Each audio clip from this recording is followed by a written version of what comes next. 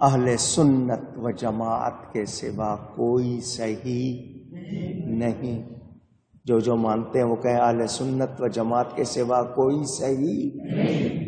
میں نہیں کہہ رہا، نبی کا فرمان. اور سنی کون ہے؟ ان کے عقائد واضح. عقائد اہل سنت آپ کو سیکھنے چاہیے.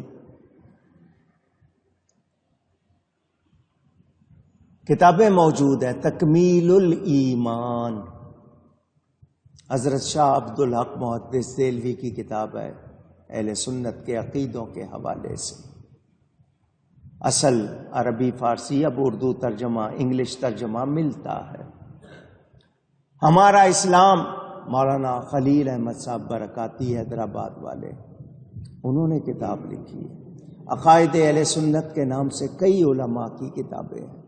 علامہ طور پشتی کی بھی کتاب ہے، مگر ہم پڑھتے نہیں ہیں، سنتے نہیں ہیں، سیکھتے نہیں ہیں.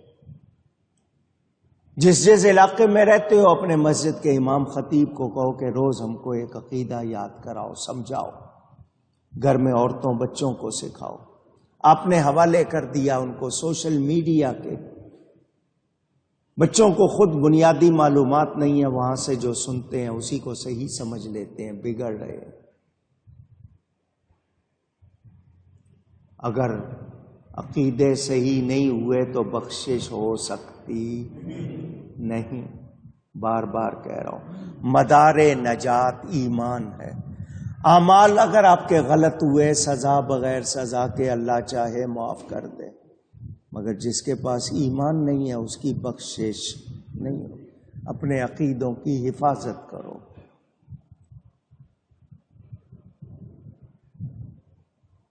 ہم لوگ کسی غلط بات کی تائید نہیں کر سکتے.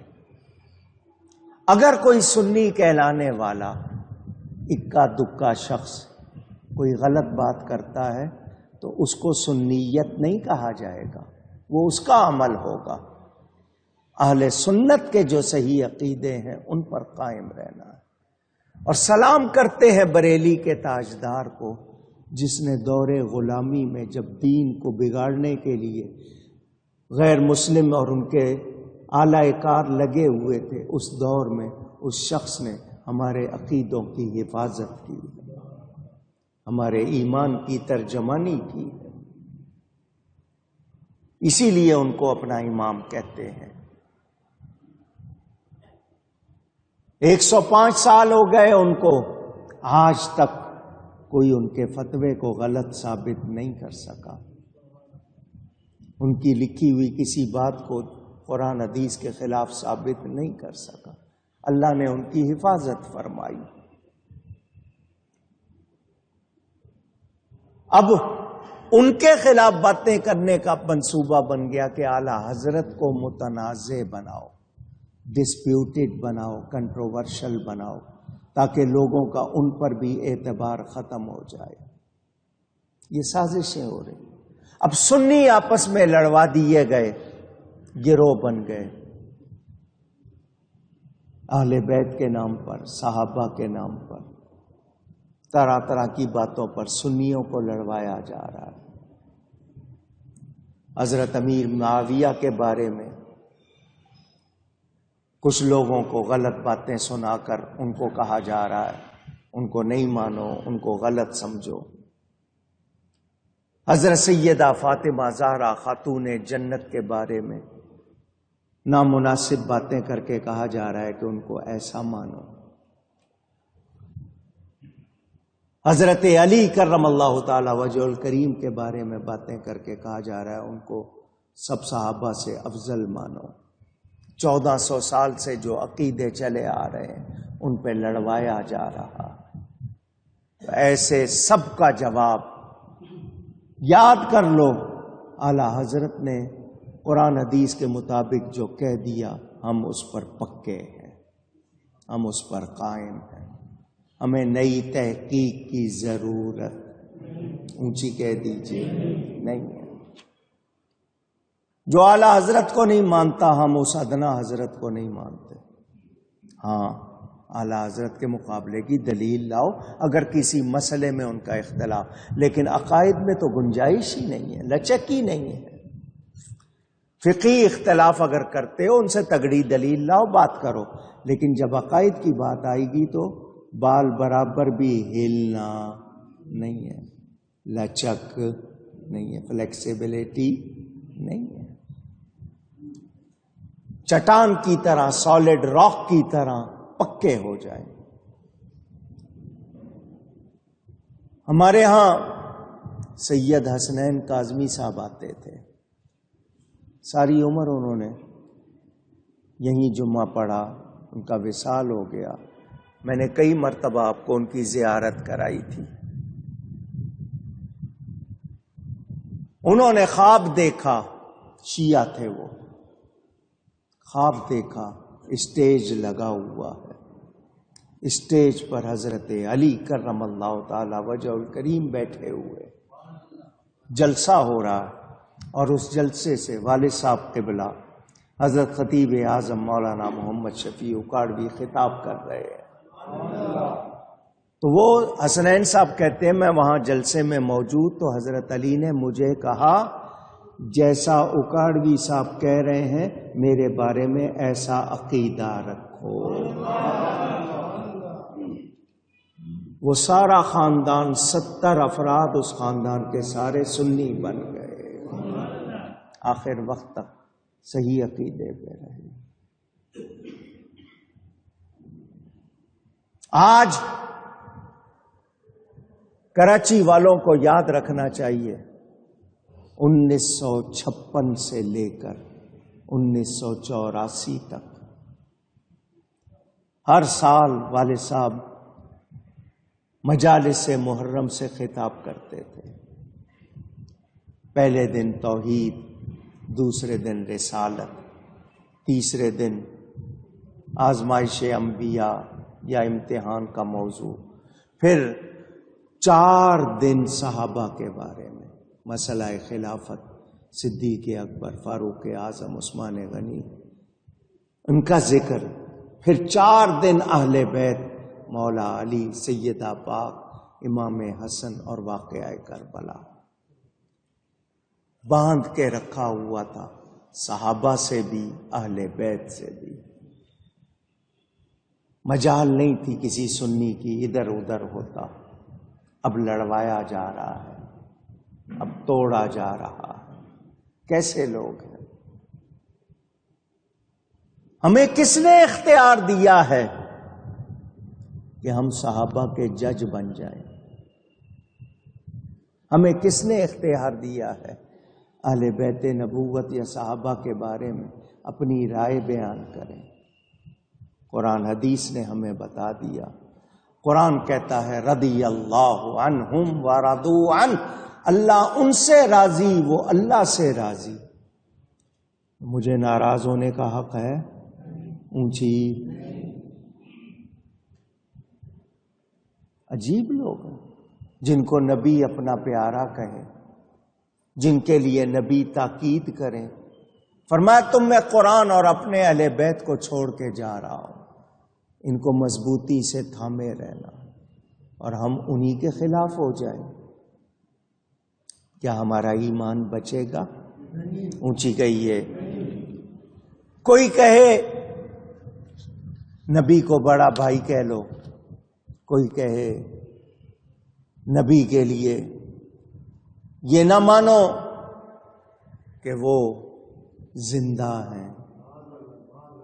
معاذ اللہ، جو ایسی باتیں کرتے ہیں کیا ایمان والے ہیں؟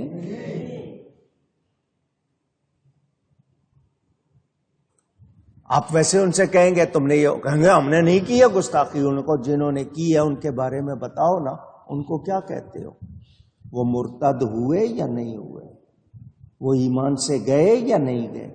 تو پھر تم ان کو ولی مانو، مومن مانو، تو پھر تم کون ہوگے؟ کہتے ہیں جی کافر کو کافر کہنے کا کتنا ثواب ہوگا، کتنی رکعتوں کا ثواب ملے گا اگر ہم کافر کو کافر نہ کہیں؟ کیا پتا کسی وقت وہ مسلمان ہو جائے، تو پھر مسلمان کو بھی مسلمان نہ کہو، کیا پتا کسی وقت وہ کافر ہو جائے۔ جو کافر ہے اس کو کافر کہنا ضروری ہوگا. نہیں کہیں گے تو پھر ہم کیا ہو جائیں گے؟ ہم خود کہاں چلے جائیں گے؟ میں نے یہ ساری باتیں اپنی کتاب دیوبند سے بریلی اور دوسری کتاب سفید و سیاہ میں لکھی. میری ویڈیو میں نے ڈاکومنٹری بنائی تھی آخر اختلاف کیوں، کیا وجہ ہے اختلاف، اس میں کون سی بات کہاں لکھی ہے، اصل کتاب دکھائی تاکہ لوگ یہ نہ سمجھے میں اپنی طرف سے کہہ رہا ہوں. الحمدللہ میری اس کوشش سے لاکھوں لوگ سنی بنے. یوٹیوب پر ابھی بھی موجود ہے.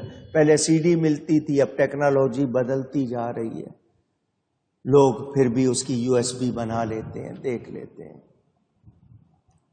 اہل حدیث کہلانے والے اللہ کا جسم مانتے ہیں. اللہ کا جسم ہے، اللہ بہت بھاری ہے، وہ کرسی پہ بیٹھا ہوا ہے، اس کے بوجھ سے کرسی چڑ چڑ کر رہی ہے. معاذ اللہ. ہمارا عقیدہ اللہ جسم جسمانیات سے، وہ اشارہ کرتے ہیں اللہ اوپر ہے، ہم کہتے ہیں اللہ ہر جگہ ہے.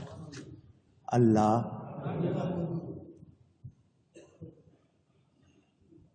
ان کی فقہی باتیں کروں تو آپ حیران. میری کتاب حقائق پڑھ لیں، ان کے گندے عقیدے پڑھنے ہیں تو پڑھ لیں. میں لکھا حضرت عیسیٰ علیہ السلام کا باپ تھا، وہ بغیر باپ کے پیدا نہیں ہوئے. انہوں نے لکھا نبیوں کے بارے میں لکھا فلاں نبی سے یہ غلطی ہو گئی، فلاں نبی سے یہ. معاذ اللہ. یہ چاروں اماموں میں سے کسی امام کو نہیں مانتے، کہتے ہیں ہم صرف حدیث کو مانتے ہیں، اور حدیث بھی وہ جو ان کو پسند آئے، باقی حدیثوں کو نہیں مانتے. رفع یدین آمین بالجہر، فاتحہ خلف الامام. امام کے پیچھے فاتحہ پڑھنا، جب امام فاتحہ پڑھ لے تو خود فاتحہ پڑھنا. امام فاتحہ پڑھ لے تو اونچی آواز میں آمین کہنا. پہلی تکبیر کے سوا رکوع میں جانے سے پہلے رکوع سے اٹھ کے کانوں تک ہاتھ اٹھانا، رفع یدین جس کو کہتے ہیں. ان مسئلوں میں وہ بہت شدت کرتے ہیں. ہمارا اختلاف ان سے ان باتوں پہ نہیں.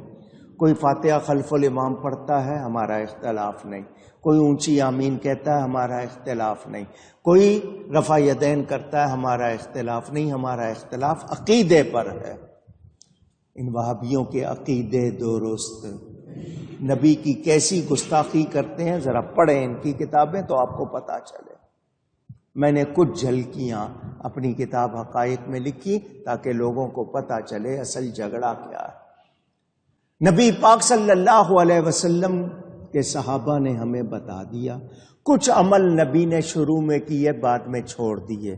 جو چھوڑ دیے امام اعظم ابو حنیفہ کے مطابق ہم عمل کرتے ہیں. امام کا پڑھنا، مقتدی کا پڑھنا، جب امام نے پڑھ لیا تو اس کا پڑھنا سب کا پڑھنا ہو گیا. امام اعظم کعبۃ اللہ میں گئے، مکہ مکرمہ میں گئے، لوگ اٹھ کے کھڑے ہو گئے. پورے کعبے میں لوگ جگہ جگہ کھڑے ہو گئے، شور ہو گیا. سب باتیں کر رہے تھے، کان پڑی آواز سنائی نہیں دے رہی تھی، سمجھ نہیں آ رہی تھی. انہوں نے کیا اختلاف کیا کہ آپ کہتے ہیں امام کے پیچھے فاتحہ نہ پڑھو، امام کا پڑھنا سب کا پڑھنا ہو جائے گا. یہ اختلاف سب بول رہے تھے. امام اعظم نے کہا اس طرح سارے بات کرو گے تو سنائی نہیں دے گا.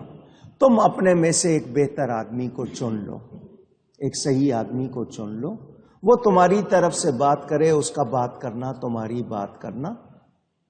لوگوں نے کہا واقعی صحیح بات ہے، سارے بولیں گے تو سمجھ نہیں آئے گی. انہوں نے ایک آدمی چن لیا کہ یہ ہماری طرف سے بات کرے گا، اس کا بات کرنا ہماری بات کرنا. آپ نے فرمایا میں بھی تو یہی کہہ رہا ہوں، میں بھی تو حدیث کے مطابق یہی کہہ رہا ہوں کہ امام تم سب کی طرف سے اللہ کی بارگاہ میں اپیل پیش کر دیتا ہے، تم بعد میں سارے آمین کہہ دو. حضور صلی اللہ علیہ وسلم نے سکھانے کے لیے پہلے اونچی آمین کہا، بعد میں کہا کہ ہلکی آواز میں، بغیر آواز کے کہنا ہے. ہم بغیر آواز کے کہتے ہیں. کوئی اگر اونچی آواز سے کہے تو ہم لڑتے نہیں ہیں، مگر ہم حنفی ہیں، ہم اونچی آمین نماز میں، اونچی آمین ہم نبی پاک نے شروع میں رفع یدین کیا، رکوع سے پہلے بھی، رکوع کے بعد بھی، سجدے سے پہلے بھی، سجدے کے بعد میں منع کر دیا۔ ہم اس منع کرنے پر قائم ہے۔ کوئی اگر کرتا ہے تو ہم یہ نہیں کہیں گے کہ جی یہ غلط ہے، لیکن وہ موصل الی الصواب نہیں ہے، کیونکہ نبی نے منع کر دیا۔ ہمارا جھگڑا ان باتوں پر نہیں ہے، ہمارا جھگڑا ان کے غلط عقیدوں پر ہے، ان کے عقیدے درست نہیں ہیں، اور اختلاف عقائد پر ہے، اصولی ہے، فروعی نہیں۔ مگر وہ اللہ کے سامنے اکڑ کے کھڑے ہوتے ہیں، دایاں پاؤں دائیں نمازی پہ چڑھا دیتے ہیں، اس کے پاؤں پہ بایاں پاؤں بائیں نمازی کے پاؤں پہ چڑھا دیتے ہیں، چوڑے ہو کے کھڑے ہوتے ہیں، اکڑ کے سینے پہ ہاتھ باندھتے ہیں۔ ان سے پوچھو جی اس طرح کیوں کھڑے ہو؟ کہتے ہیں جی اگر رستہ چھوڑیں تو شیطان گزرتا ہے، تو جو بیچ کا پھاٹک کھول دیا وہ کس کے لیے کھولا؟ اسکنوا فی الصلاۃ کیا حدیث میں نہیں ہے؟ حدیث میں نہیں ہے نماز میں نرم پڑھو؟ یہاں کڑ کے کھڑے ہوتے ہیں اللہ کے سامنے۔ ان کے طور طریقے دیکھیں، آپ کو پتا چلے۔ میں نے جو نشانیاں بتائیں آپ ان میں صاف نظر آتی ہیں، شروع میں جو میں نے آپ کو حدیث سنائی ہے۔ مودودی صاحب ہیں، انہوں نے بھی الگ عقیدے نکالے۔ گکھڑوی صاحب ہیں، انہوں نے الگ عقیدے نکالے۔ چکڑالوی ہیں، انہوں نے الگ عقیدے۔ پرویزی ہیں، انہوں نے الگ عقیدے نکالے۔ یہ اس لیے آپ کو بتایا، آپ یہ نہ کہیں کہ ہمیں معلوم نہیں۔ جان لیجئے صحابہ کرام رضوان اللہ تعالی علیہم اجمعین کے طریقے پر، اہل سنت و جماعت، نبی پاک اور صحابہ کے طریقے پر۔ غوث پاک صالحین کے امام ہیں، ان کا عقیدہ کیا تھا؟ خواجہ غریب نواز صالحین کے پیشوا ہیں، ان کا عقیدہ کیا تھا؟ میں یا نبی کہہ کے پکاروں یا رسول پکاروں تو یہ شرک کے فتوے لگاتے ہیں۔ اللہ کے سوا کسی کو یا نہ کہو، قبرستان میں جا کر خود کہتے ہیں السلام علیکم یا اہل القبور۔ کہاں گیا ان کا فتویٰ؟ یہ جس کو چاہے مان لیں، جس سے چاہے مانگ لیں، ان کی توحید، ان کا عقیدہ سلامت رہے۔ میں یا رسول مدد یا علی مدد کہوں تو ان کو مرچیں لگتی ہیں۔